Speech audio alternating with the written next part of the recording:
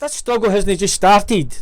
This struggle has been going on for hundreds of years, because it's them and us. And I hate to say that, and I hate to make that comparison, like, but that's a fact of life. And what the council don't seem to understand is when they demolish housing, they also demolish a community. Communities are built on over a long period of time, where people and families get to know each other, they grow up together, they bond, and particularly working class communities, who the community grows out of the struggle to survive. So during the hard times, people get together and look after each other, and that's what's happened in the valley here. It's happened in working class communities all over Glasgow, which have been destroyed because of the demolition of the houses. Replacing houses with houses does not replace communities with communities. The Butney, just across the road from us, was a classic example how the Consulted knocked down over 1,000 houses, displaced over 1,000 and odd people, and said they were going to regenerate and rebuild their community. They get 20 social houses out of it. The rest is all private. The community has been destroyed and decimated, and we cannot allow this to happen in the Valley area. We're sick and tired of having to always make the first move as communities. It should be down to our elected politicians to be making the first move. They should be learning the lessons of the past with other campaigns, other successful campaigns, and take a page out of their own history. The party that we have in power at the moment in Glasgow City Council, the SNP, seems to have forgot the lesson of what happened to the Labour Party. Well, what happened to the Labour Party can happen to the SNP in Glasgow just as easily, and we want to give you a reminder about that. Kalina Street in the valley in Maryhill, our campaign to prevent this land being sold for private housing. The council decided to sell this land in the middle of the pandemic with no advertising, no public announcements, and certainly no consultation with the local people. I've stayed here all my life. I'm 60 odd years of age, coming up for 70 nearly, and I don't recall any consultation, any meetings or anything by the council or the Scottish Government ministers at the time. What we know about the council's approach to this piece of land is they claim to have spoke to people a number of years ago, and that's the level of consultation they say that they're using to have this land turned into private housing. Well, we obviously object to that. What we want to see happen here is a proper approach done. We want to have every door in this community and everybody potentially who could live on this land and have a house here as social housing have the ability to speak about that. They tell you they're going to do the best thing for you, yet when you go down the process of who are the stakeholders, you've got a list of 1 to 10, and guess where the communities are? Number 10. And they have been getting away with this under the guise of consultation, which the government and the Scottish Government determined to get a legal process going that you have to do this. Living Rent Tenants Union, of which I'm a member, got quite active in terms of looking into the whole sale business. It's part of our manifesto. We are campaigning to have it established that land that previously had social housing should be reinstated with social housing. We view this as public land, of which the council is the guardian on behalf of the residents of the area or of Glasgow. It's in order for them to do anything with it, they should be consulting with us, the people who own the land. So since the occupation started, the campaign has evolved into a much wider movement, so a community campaign with the involvement of local activists from the residents and tenants organisation. Councillor or ex-councillor Billy McAllister has become a central character in the campaign, along with Paul McLaughlin and other community activists. So this is now very much a campaign by the local Maryhill community, and it's gaining momentum all the time. So here we are. We started the occupation on the same day as the sale was supposed to go ahead, and just prior to it the council announced that they were again deferring the sale date, the deadline, indefinitely because of COVID. So what we're kind of doing is we're set up here, we're trying to occupy this wee bit of land to show that there is proper interest in building social housing. We've built a hut here, temporary at the moment, hopefully for a more permanent place to actually launch the campaign from.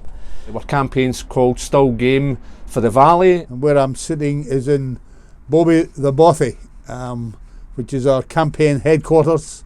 So there's 2 hectares of land here that used to be social housing, and it was allowed to run down and was totally neglected by the owners. At that time was Glasgow City Council.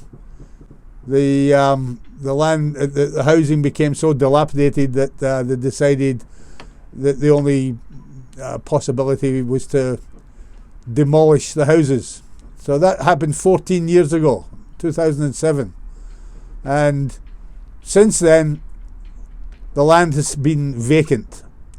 So we discovered that the land was being sold on the market to private developers with this specification that it should be for private houses. It's prime real estate that overlooks the River Kelvin on one side, the Forth and Clyde Canal on the other, and has views out to the outskirts of Glasgow to Old Kilpatrick Hills and the Campsies. So it's a desirable piece of land. There's a possibility of putting up to 400 houses on this piece of land. When they go on the market, they'll be sold to anyone with the money. And what's happening in this area is private landlords are snapping up existing social housing when they comes on the market, and all of a sudden a one bedroom in what was previously a 3-bedroom house becomes £200 a week. There's no way that local people can afford to either buy or rent privately. So their options are being ever reduced. I already spoke to a number of people in this community that are living in conditions that aren't suitable.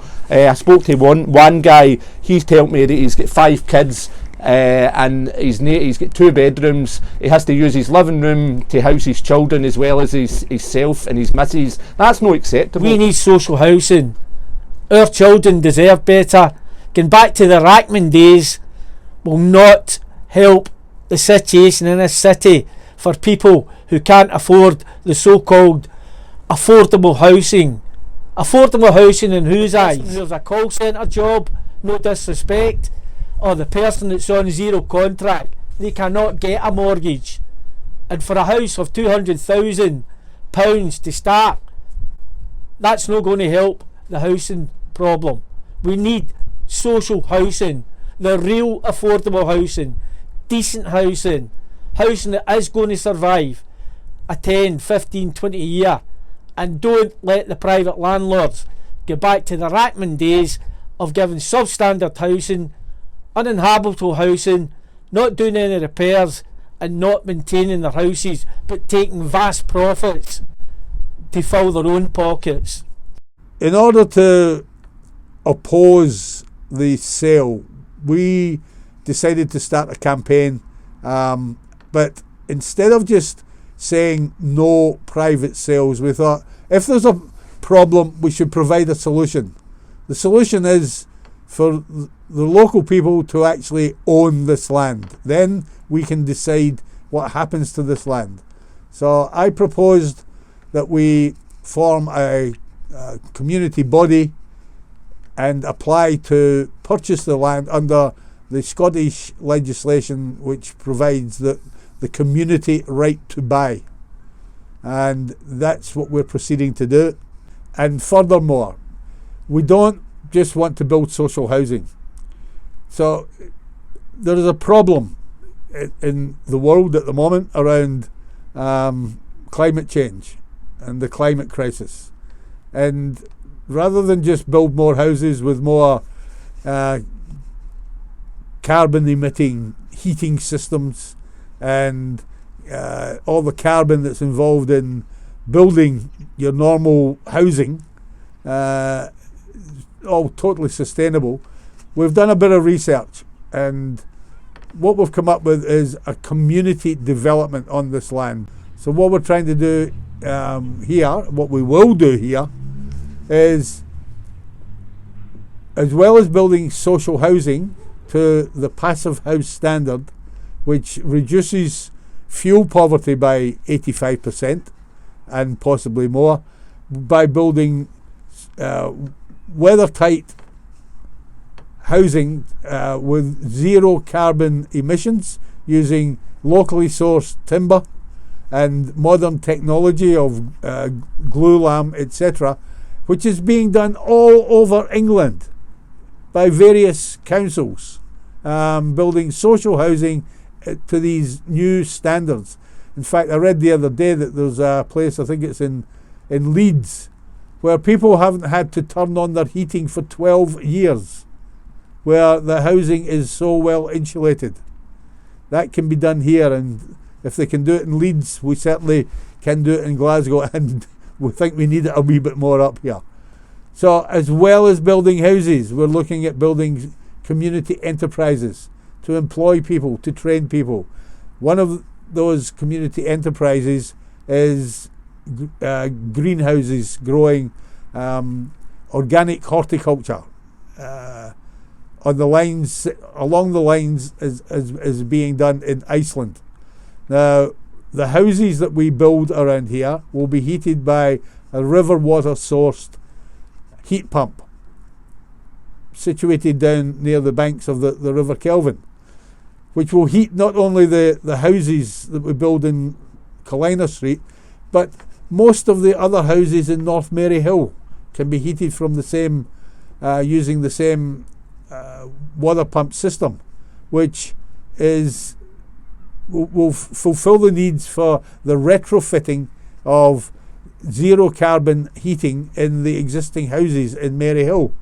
It's got to be done anyway. So if the community owned the heat pump, we'll happily sell this extra capacity to the council or whoever is in charge of retrofitting the houses in the rest of Maryhill. That heat pump will also be used to heat the greenhouses in our new community, which will contribute to the financial viability of the community itself. It will be self-supporting, self-sustainable. There is there are a lot of regeneration work going on at the canal just down behind me, in order to make the canal a much more attractive facility for the people who use the canal pathway at the moment, and they aim to re-establish the canal as a waterway. We, in the community, we would hope to have a shop, cafe situation as part of that regeneration project, using the produce we grow in our greenhouses to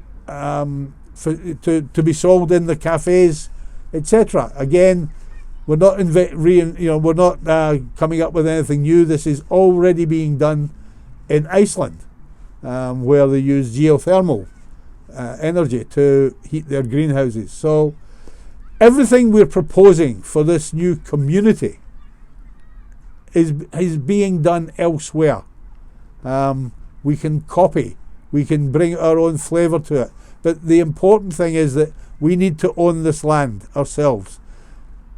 What happens is, if with social housing, which is generally people are told this is what you're getting, we turn that around and you'll be amazed at what people will do when they have ownership and are empowered to create a community that that they want, not what we're given. We want to see social housing built on land that previously was social housing. We feel that any resources that are in our communities should at first be offered to the communities to have that resource brought back into the hand of the community. In Possil. I grew up in an area that's colloquially known as the jungle.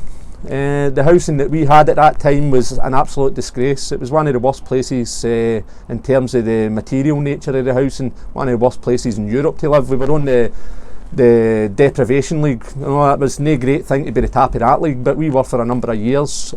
So our community, I was coming out of school, it was around the time of sort of Thatcherism, and I was coming out of school and began to get a bit of a political education off people in our youth centre. A big guy called Mick Kennedy was sort of my mentor politically. So around about that time, people were kind of reacting to what was happening with the state of the housing, the dampness in the housing, the ill-fitting windies, and just the terrible conditions that we were forced to live in. So a community approach was set up, and what we were moving towards was the idea that we as tenants and residents of that area should look at taking over the housing ourselves. So we began a process up there that eventually led to setting up what was called the Possil Housing Co-op. What we done was we had a number of public meetings. I was a youth representative basically. I never, no at high levels of anything, just a boy keen to be involved, keen to be used as a bit of cannon fodder. Here you go, there's some leaflets, fire up a close. But that's where I learnt my sort of interest in getting involved and finding out that actually we can influence an agenda, that really the power that lies in politics lies in our hands. It doesn't lie in our representatives' hands, it lies in our hands, and when we organise we can change anything that we want to change. We felt that the conditions that we had to live in and the fact that they were kind of, our area was abandoned, there was no question about it. You couldn't get furniture brought into the area, you couldn't have deliveries made, all these things. We had quite a bad reputation. An absolutely wonderful community, a strong community spirit, but nowhere to really channel it, and people began to channel it into the area of the housing co-op. Again, the housing co-op's now called Hawthorne Housing. It's an absolutely wonderful place to stay now. The material nature of the scheme has changed completely. All the area's ruins, unfortunately, have been torn away, and Hawthorne Housing stands as a model. It remains as a model of what is possible when people organise themselves and they can fight back and get what they want. We didn't get all that we wanted, and there's always a fight still to have, and we're all aware of that. What we wanted was not just housing, we wanted education, we wanted training courses, we wanted employment brought into our community. All these things, there were problems achieving that. But the fight is still there to try and ensure that working class communities are controlled by working class people. That agendas in regards to working class communities are set by working class people. I remember we had problems with the old housing up here in the valley area, and it was about dampness, condensation, whatever you want to call it. But it was a main issue for houses of this type, pre-war sort of housing, where there wasn't proper insulation, there wasn't proper heating, no double glazing windows and all that. And I remember we started a campaign then because we had enough, because of our children suffering from asthma, bronchial diseases, and it was never ever addressed by Glasgow City Council or any housing providers. I remember Donald Dewar stayed in Cleveland and he was the First Minister, and I remember approaching him and asked him to come to our community to see how people were living, and the rebuttal, the doors get closed, nobody was answering the telephone. So we decided to march on Mr. Dewar's residence, you know, at the top of the hill. I felt going back to the medieval days. I was waiting on Donald throwing me a carrot or a tumsy, and people will know what a tumsy is. It came from the valley, because we used to go up and have to get bags of them to feed our children. But anyway, MI5 came and sort of, one asked me nicely, and because I says no because I was protesting peacefully and I was waiting on Donald coming back from the Scottish Parliament because I wanted to have a word with him, and I was sick and tired of trying through the normal channels So we took it upon ourselves. We're only 500 yards away. We don't need taxis, we don't need buses, and we don't need to drive. We shall walk up the hill to the castle of Donald Dewar. And lo and behold, somebody noticed there was something untoward, because we were in his garden. And then, you know, the forces that be, the police, MI5 and all the rest of them, came to appeal to us. But we did not cave in. We stood our ground, and eventually there was a visit, and there was eventually that year to the next 2 years a couple of £1 million put into the area to eradicate dampness, and that's what you've got to do. We cannot allow this to turn into the same as the Butney. We have to fight and get up and start the struggle to actually get social housing. Social housing is very important, because I don't know if you remember, but back in the 1990s and the 2000s, we had a thing called Defend Council Housing. I was the chair of it, and we were fighting then to save council houses. We had 185,000 houses in this city, the largest in Europe. Yes, there was problems. Yes, there were other issues with it, but it was bad management. Politicians who didn't care and had lost their way and decided, let's do a bailout and give it to the private developers. I never really was interested in politics. Just, you know, the community activism was in my blood and what I was brought up with. And eventually I became deputy leader. I think I was the longest serving deputy leader in SNP history in Glasgow. And I remember Alex Salmond and Nicholas Sturgeon saying to me at the time when I won my election, a by-election, my landslide victory, took it off Labour, a safe seat for all those years. And I remember that well. I remember it as if it was yesterday. And I remember saying to them, or them saying to me, oh, this is a new movement, this is a new time, a new era. We will be open, transparent and accountable. Well, I've got to ask you, Nicola, I've got to ask all you SNP Glasgow councillors, Kenny McLean in particular, what happened to those three things? Transparency, openness and accountability. We've got a right to remain here and not be shoved off the land, because profit comes before people. It's the other way about, Nicola, that we, the people, come first, and then if people want to make profit out of something, it's not to the detriment of the people of these communities. And I would urge you and your housing minister to step in here and investigate Glasgow City Council and the brown envelopes, because something is not right here. They can't produce the documentation that tells you there was consultation. They can't provide the meeting that was done at. They can't provide minutes. So where's the openness and transparency and accountability? And yet they're telling us we've got to accept that because it's the best way forward. Nothing to do with the views, nothing to do with the greenery, nothing to do with the River Kelvin run below you and the canal running above you, nothing to do with it's 10 minutes walk to the West End. My backside. This is what it's all about. Grabbing land, selling it off to the highest bidder. The people who made this area, grew up in the area, worked in the area and want to remain in the area. It's shocking, it's shameful in this day and age that private developers can overrun and overrule people in their own communities. We will not accept that. We will stand up, we will be counted, and we'll be accountable, we'll be transparent, and we will fight to the death, because this is not going to happen in this area. As you all know, these types of campaign are never clear cut and are never done quickly, so we see this as a long term fight. We want to engage with the council and with others to show that there is something that can be done here, that the first resort shouldn't always be to try and turn vacant land into private houses, that it's important that a community has a voice and that voice is heard. That for too long other people tell us what our needs are and how to solve our problems. We don't need anybody to tell us how to do that. All we need today is organise and put ourselves in the position of power that we can take any time that we want to take. The 9th of March will be a board meeting of the Transforming Communities Glasgow board, at which time they will make an announcement or a decision about who the preferred bidder is. We are awaiting the outcome of the meeting on the 9th, so we will see what happens.